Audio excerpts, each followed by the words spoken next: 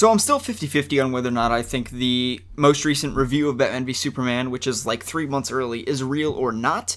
I'm somewhat leaning on the fact that it's not real, although I have no evidence to suggest that it's not. So therefore, because he provided evidence that he's seen the movie and he showed his ticket in the forum, I really can't say one way or another. I will say this though. What he's saying makes a lot of sense, specifically in the realm of Batman being a villain. He talks about how Batman smiles while branding a thug. And Salvage and I were talking about this, about how that happened in The Dark Knight Returns, and how, it's not necessarily out of character for Batman, although I do find it somewhat predictable in the sense they're making Batman a villain, and I'll explain, because it makes a lot of sense from their perspective, because what they're dealing with is Superman, who is not as liked as Batman. Batman is probably the most popular superhero. I mean, sure, Spider-Man maybe makes more money, sells more merchandise, blah, blah, blah, but Batman is just so well known and probably the most popular superhero on Earth. So because of that, if not, then people might debate and say Superman, blah, blah, blah. Okay, so he's the most popular DC superhero, and he's definitely the most popular of all in the DCEU and also in JLA. Okay, so because of that, what you have is Superman, who they want to press as one of their most prominent heroes because he is, and because Superman belongs up there with Batman, but he's not, you know what I mean? He belongs to be in that same pop culture presence and stature as Batman is, but he's not right now because his movies have been terrible, his games have been terrible, etc. Not Man of Steel, by the way. Okay, don't get... People are gonna freak out. I don't think Man of Steel is terrible, but you know what I mean. I mean, like, the 90s movies, and, didn't they have, like, Kevin... No, they had, like, Spacey as Lex Luthor. Those movies were bad. I've not seen them, but I think that they were bad. I don't know. So anyway, Superman's not where they want him to be right now. And how do you fix that? How do you remedy that? It's very simple. You make Batman a somewhat bad guy. Not a full-out bad guy. He's not a villain. But you make parts of him that are not redeeming. Parts of him that make you kind of twist your head. Which is what they're clearly doing. And they're clearly trying to make Superman...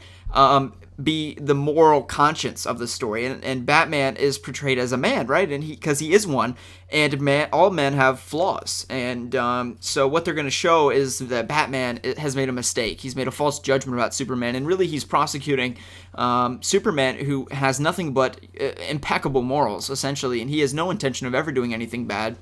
And what we're going to find out is that these nightmares that Batman is having about Superman, they're all illegitimate because Superman has completely clear intentions and he has nothing bad. He doesn't want to hurt anybody because he's just such an amazing character and just so pure, really, in that sense that he would never do any harm to anyone that he doesn't want to do. Of course, he does kill in the DCEU, which bothers me personally, but...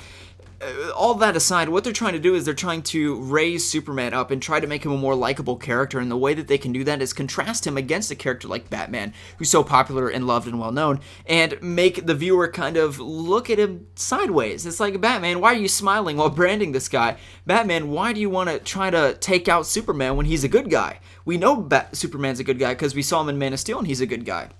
So it's really genius by Warner Brothers, and that's what they're doing. And yet another reason that reaffirmed our theory that they were going to kind of take a twist on Batman that's kind of sadistic, somewhat pessimistic, because Batman has seen some shit, right? He's older in this.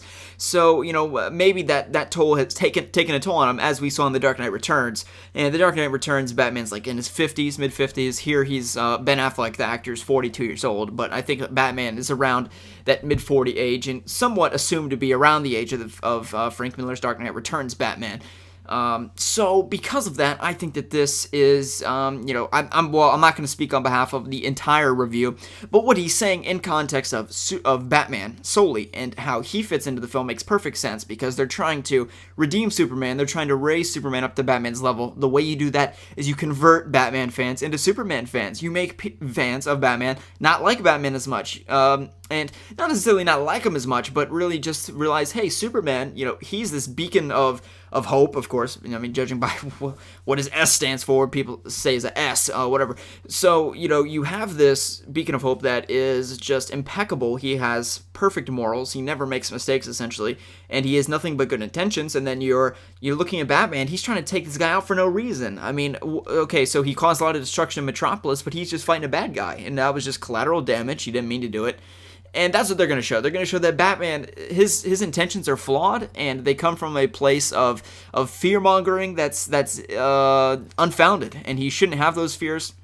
And we'll find by the third act that, of course, Superman was on the winning side. He was on the good side, so to speak. And Batman, this attempt to try to take Superman down is completely unfounded and unnecessary. And that's how they will bring Superman back up and make people like Superman, because Superman is on the correct side, so to speak, of this argument between Batman and Superman. So that's just kind of my insight on this, just a fraction of what he talks about, where Batman can be conceded as a villain. And of course, as Batman fans, we're not going to be phased by this. However, if they take it to an extreme, then it could be an issue for me personally, because Batman is very far from a villain in any sense of the word. So because of that, I would like to know your thoughts in the comment section below. And do you think this is real? I'm 50-50. Some people have discredited it. Some people are more confident that it actually is indeed real. I'm 50-50. I'm not saying it's real. I'm not saying it's not. The dude provided proof. So if this is not true, then this guy went to great lengths. I mean, that is a very well edited Photoshop picture if that ticket of his proof is real, or not real rather. So let me know your thoughts in the comment section below. Just a quick commentary. We'll see you in the next one, guys.